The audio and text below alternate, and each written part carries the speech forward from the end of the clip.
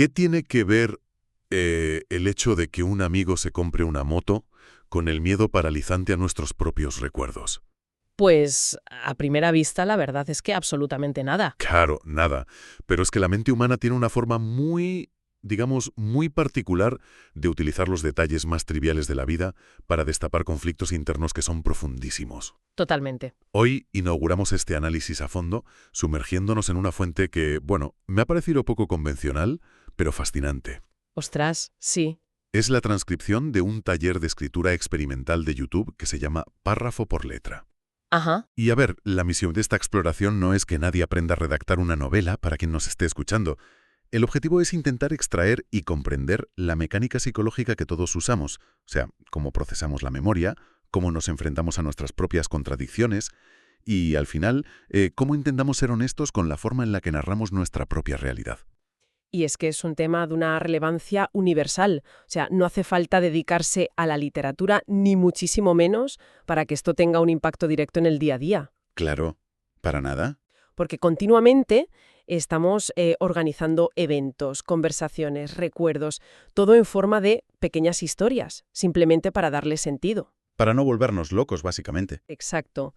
Comprender cómo la fricción cotidiana se transforma en significado es una herramienta cognitiva vital, yo diría, especialmente en un entorno donde recibimos tantísima información. Madre mía, sí. Saber cómo estructurar lo que nos pasa es lo que nos permite, como tú decías, mantener la cordura y, bueno, entendernos a nosotros mismos. A mí hay un detalle del formato de este taller que creo que establece el tono desde el segundo uno, y es que se emite a las 9 de la noche. Ah, sí, sí, sí. Un detalle buenísimo. Y el facilitador aclara que no es una casualidad horaria. Dice que es el momento en el que el peso del día empieza a decantar. Y me parece una estrategia muy deliberada, ¿no? Como utilizar los restos de la jornada, esa resaca de la rutina, justo antes de que el sueño llegue y lo borre todo. Es que eso tiene un sentido neurobiológico súper claro. Ah, sí. La pragmática, esa que utilizamos para el trabajo, para la logística pura y dura. Para pagar facturas, organizar la agenda. Exacto, pues esa barrera comienza a ceder. Y ese agotamiento es justo lo que permite que el subconsciente, que normalmente está silenciado por el ruido de la productividad diurna, tenga por fin el espacio para asomarse Claro. y para procesar lo que ha quedado pendiente durante el día. Y fíjate, precisamente de esos restos del día es de donde surge el primer conflicto del taller. Hay un alumno, que se llama Arjuna, que plantea un evento que, bueno, parece súper mundano.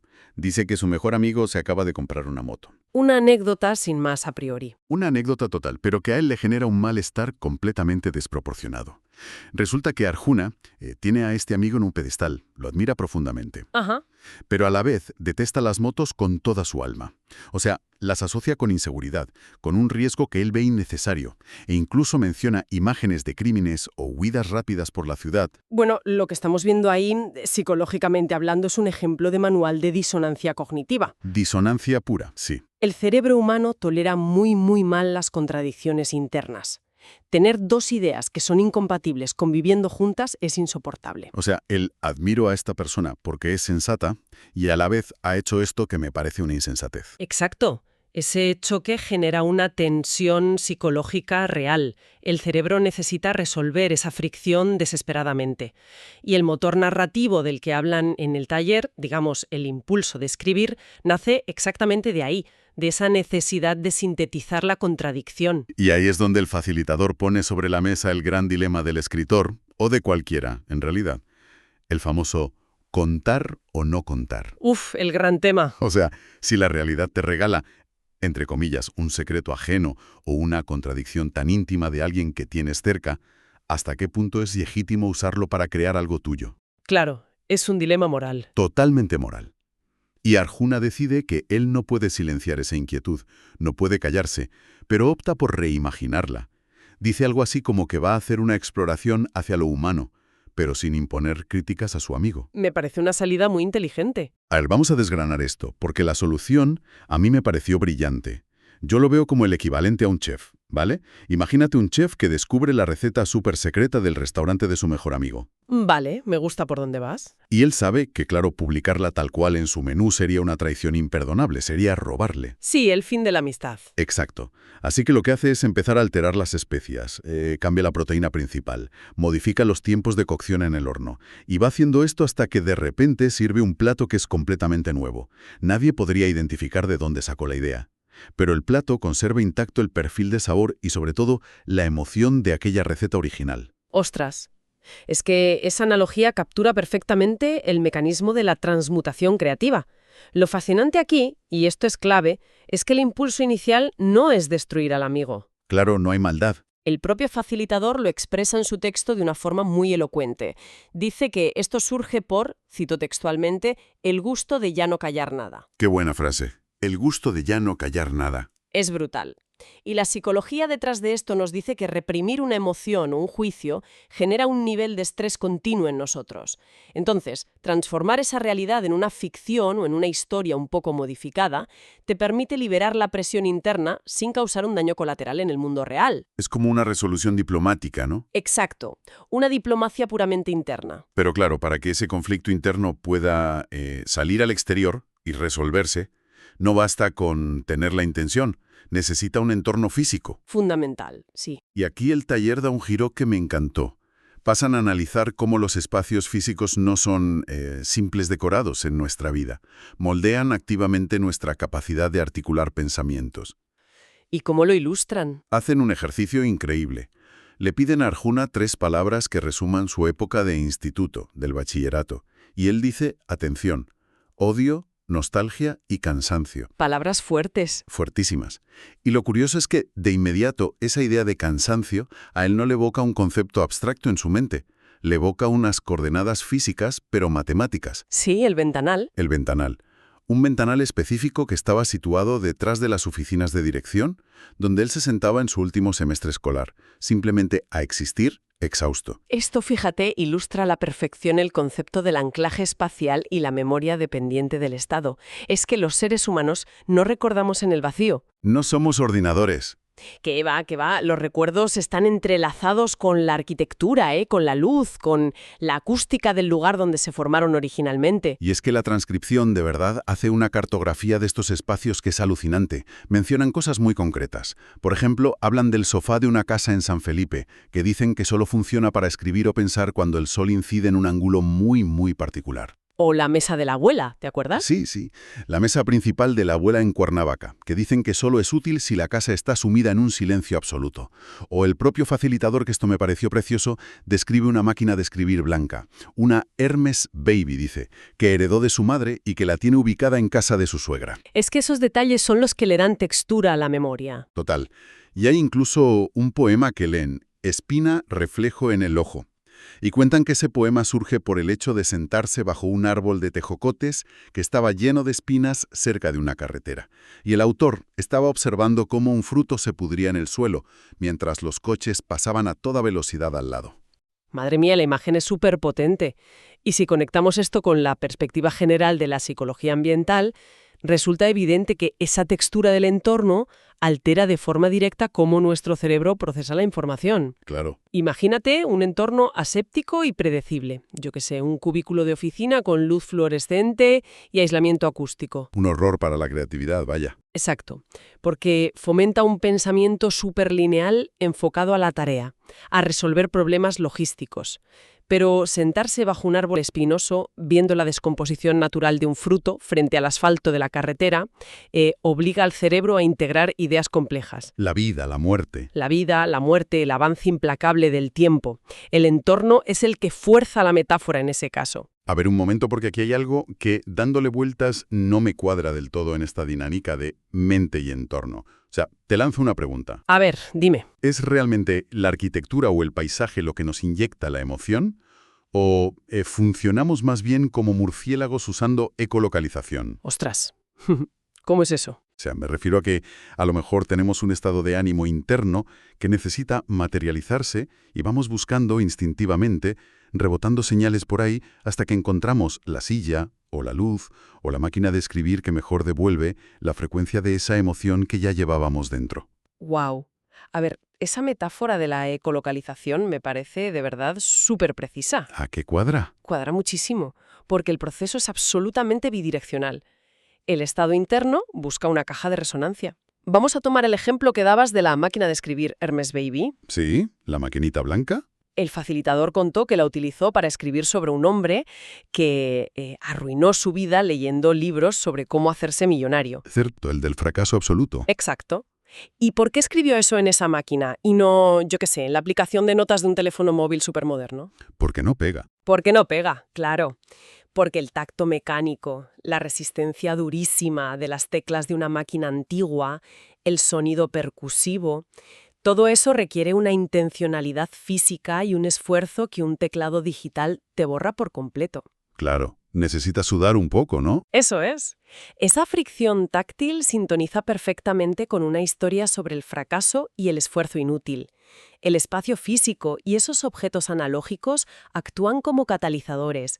Son lo que permite que afloren ideas que, en un ecosistema puramente digital y aséptico, jamás encontrarían la puerta de salida. Qué forma tan interesante de verlo, de verdad.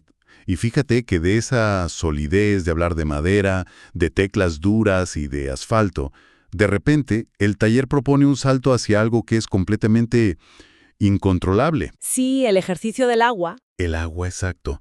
Pasan a explorar espacios puramente imaginarios utilizando el agua como el vehículo para forzar la apertura del subconsciente. El ejercicio, para la gente que nos escucha, consistía en escribir automáticamente, sin pensar, durante 5 minutos, pero imaginando que tenían los pies metidos en una piscina. Es que el agua es, bueno, probablemente el símbolo más universal del inconsciente y de lo que no podemos domar. ¿Totalmente? Una piscina a priori te parece un entorno controlado, porque tiene bordes, pero en realidad el agua está en constante dinamismo. Se desplaza, reacciona a cada mínimo movimiento, no la puedes fijar. Claro, se te escurre. Y el facilitador reflexiona sobre algo que es la simetría del poder del agua. Dice, y es muy cierto, que una sola cucharada de agua en medio de una sequía extrema tiene un poder monumental. Te salva la vida. Te salva la vida. Pero un torrente desbocado tiene un poder destructivo que es imparable. Y ojo a los textos que logran extraer de este ejercicio en apenas 5 minutos, porque son reveladores no lo siguiente. Arjuna, por ejemplo, describe el contacto con esa agua imaginaria como algo incomprensible y que no se puede mover.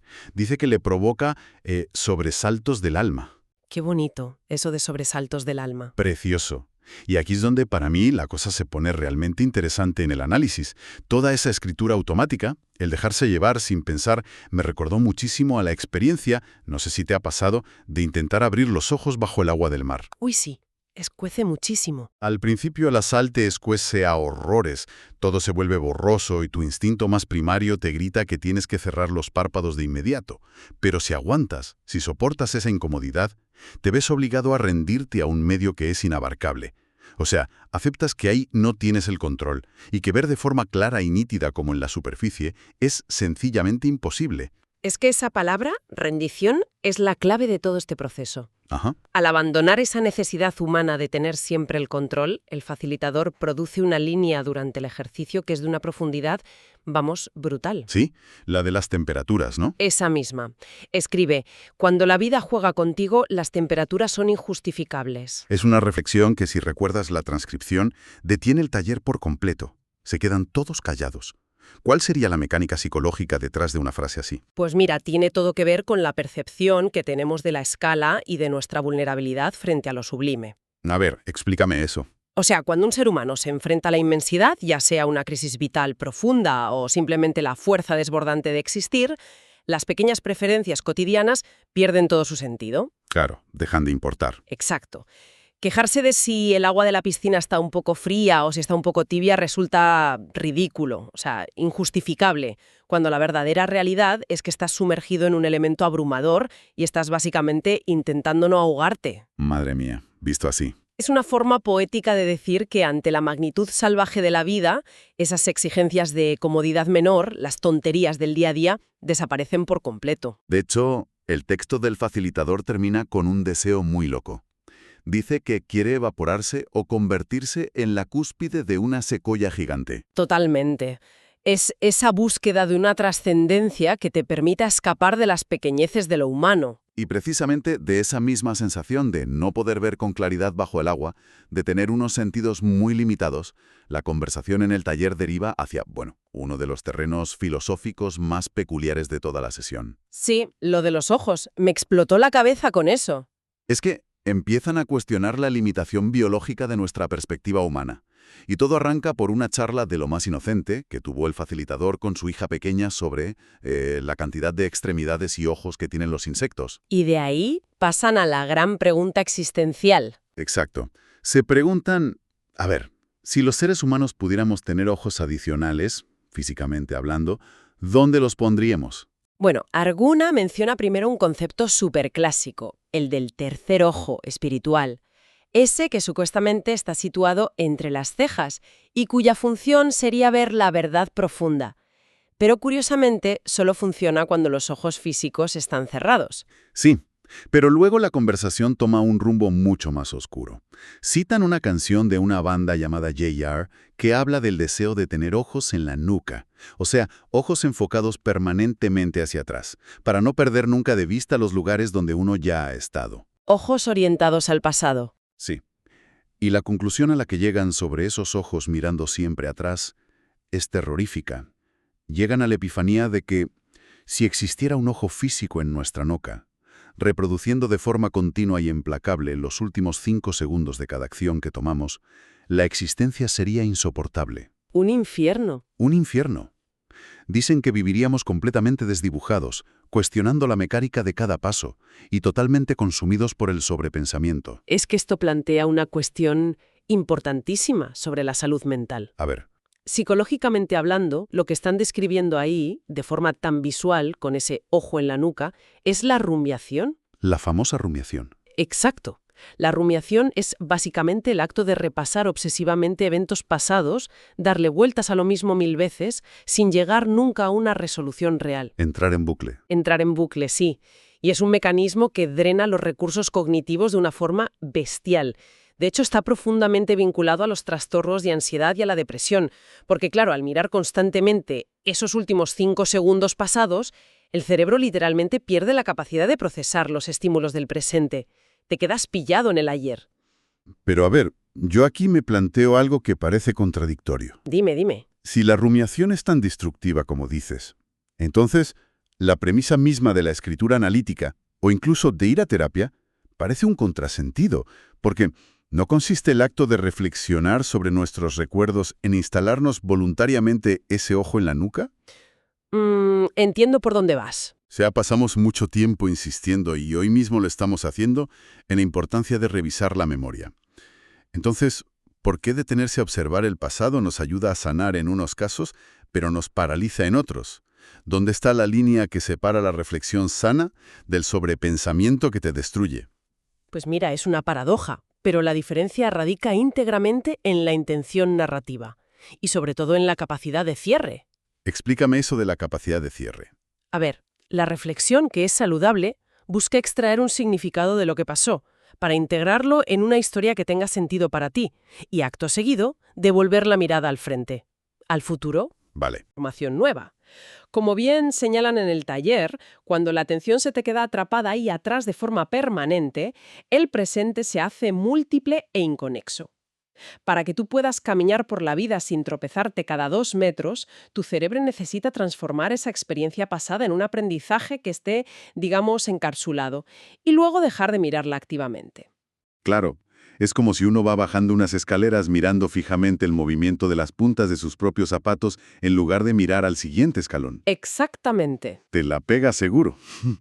El exceso de autoconciencia en ese momento interrumpe el flujo natural de la acción. Totalmente. Y esto, fíjate, nos lleva directamente a la resolución del taller y a la lección final que sacan. La imperiosa necesidad de encontrar una forma de desconectar ese puñetero ojo en la nuca. Lo que ellos definen, de una forma bastante gráfica la verdad, como matar el relato. Es un concepto fascinante. Matar el relato. Te hace pensar muchísimo sobre la arquitectura de la vida misma. Sí, El facilitador expone que el pergamino de la existencia es continuo. En la realidad objetiva, si lo piensas, las historias nunca terminan realmente. Todo tiene una consecuencia posterior, ¿no? Un efecto secundario. que se va extendiendo en el tiempo. O sea, y entonces pasó esto y luego esto otro. Exacto, ¿no? Hay un fin claro.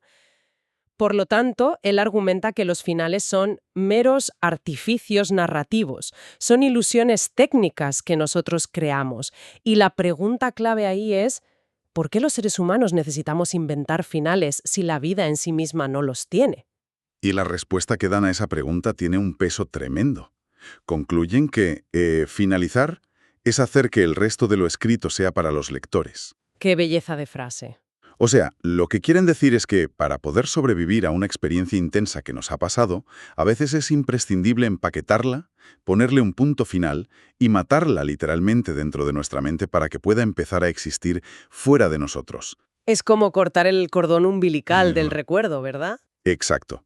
Cortarlo para que ese recuerdo deje de alimentarse de nuestra energía vital, de nuestro presente. Y fíjate que le añaden una dimensión ética a esta idea que es súper interesante.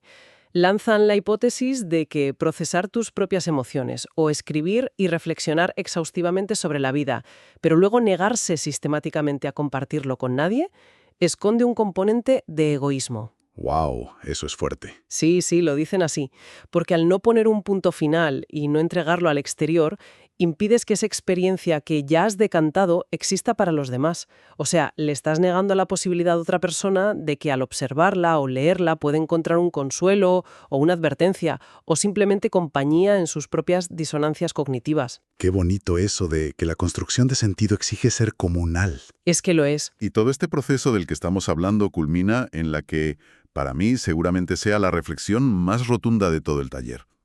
El facilitador suelta esta perla. Dice: esta vida en la que estoy ya no me deja tiempo para mentir ni para mentirme. ¡Qué maravilla!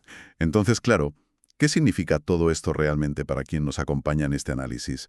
Pues significa que decidir poner un punto final a una preocupación obsesiva o a un proyecto que llevas alargando indefinidamente o a una etapa dolorosa no equivale a fingir que esa parte de tu historia nunca existió. Claro que no. Significa tomar una decisión valiente, la de encapsular el aprendizaje, cerrarle la puerta en las narices a la rumiación de la que hablábamos y avanzar. Y eso exige una honestidad radical para saber cuándo una idea simplemente ya no nos pertenece y tenemos que soltarla. Y fíjate si es importante esa honestidad radical, que tiene una manifestación súper pragmática en la comunidad que rodea a este taller de YouTube. Tienen una revista literaria que nos cuentan que pasó de tener apenas 8 páginas a llegar a las 50. Un salto brutal. Brutal. Y ahí implementaron una regla que es inquebrantable.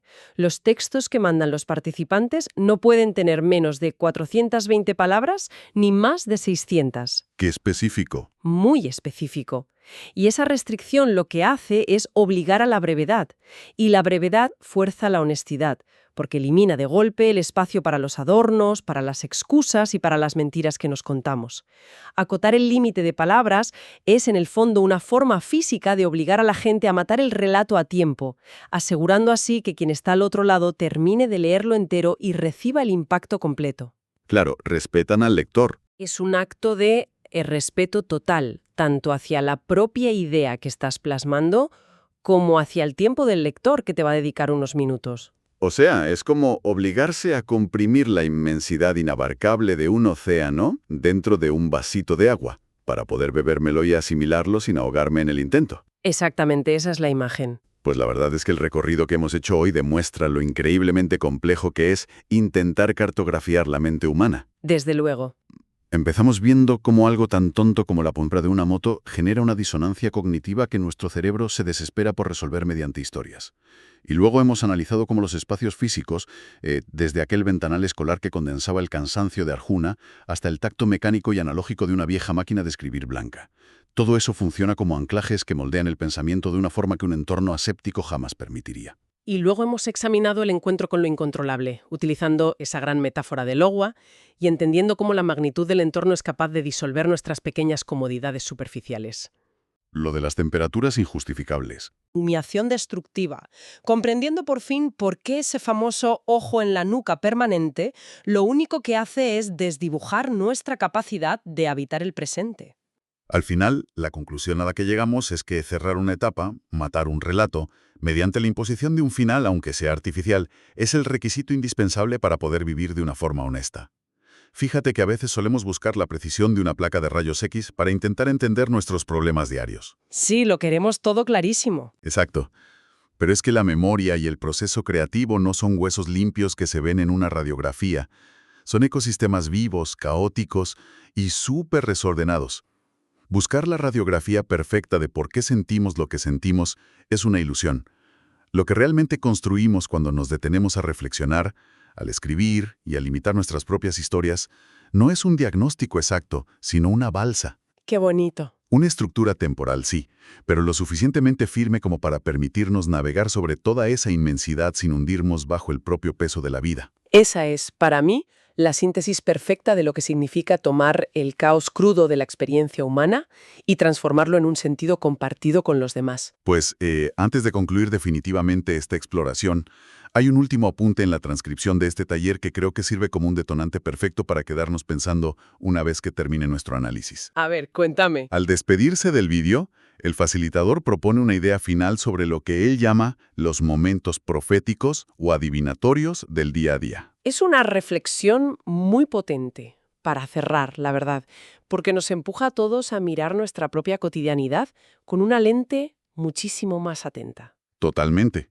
Porque en este texto caótico y continuo que es nuestra vida diaria, yo creo que cabe preguntarse, ¿qué pequeñas fricciones, qué contradicciones recientes están ocurriendo ahora mismo en nuestra vida, resonando ahí de fondo y que estamos ignorando por pura inercia? Esas alarmas pequeñitas, ¿no? Sí, ¿qué señal aparentemente trivial está exigiendo a gritos ser procesada antes de que la rutina vuelva y la borre por completo? Para quien nos escucha, ahí queda abierta la invitación a buscar ese lugar específico que actúe como caja de resonancia en vuestra casa o en vuestro barrio, a encontrar esa herramienta táctil que nos conecte con el subconsciente y a asumir la valentía necesaria para, como decían en el taller, no callar nada, cerrando los relatos para poder seguir caminando hacia adelante.